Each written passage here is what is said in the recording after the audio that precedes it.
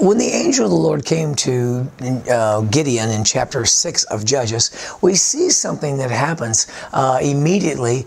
He begins to talk to Gideon, and Gideon obviously is the most unlikely person that you can imagine. I mean, the Bible depicts him as somebody that's kind of hiding out. He's just basically a coward is what he is. But the angel of the Lord begins to identify some things, and the number one thing he does is identify that Gideon has potential. And I believe that's a word for all of us, is that we do have potential. And so he calls out the potential, which God is doing to all of us, is to denote and call out the potential that we possess. And what I want to ask is how many times do we see ourselves less than the way that God sees it? And in what ways does that play out in your life?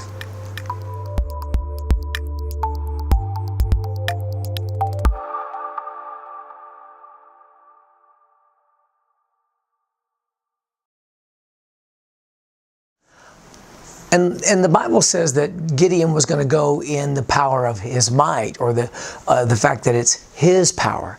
And sometimes we always, talk about God's power, of course, and we should. But God has given us two things. He gave us authority and he gave us power. And those words are exousia and dunamis in the Greek. And they mean the authority to operate a power. So we have that power within us. He said, you shall receive power. So it's a gift that God's given you, power.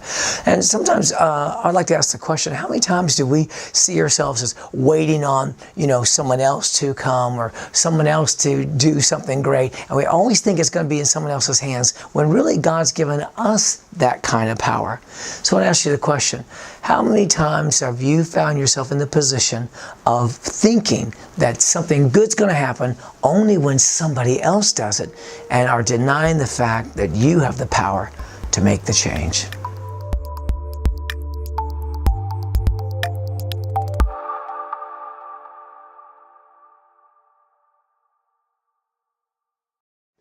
And the next thing we see that Gideon has from God is a promise of God's presence, and that he will receive the victory. And the enemy is going to be defeated through him, and he has that promise. And how many times do we think in our mind that God's promises are for other people? The promise that you're going to be successful in God's eyes, the fact that you're going to have the resources you need to fulfill, the fact that God's going to supply all those kind of needs, those kind of promises that are in the Bible that belong to all of us that believe.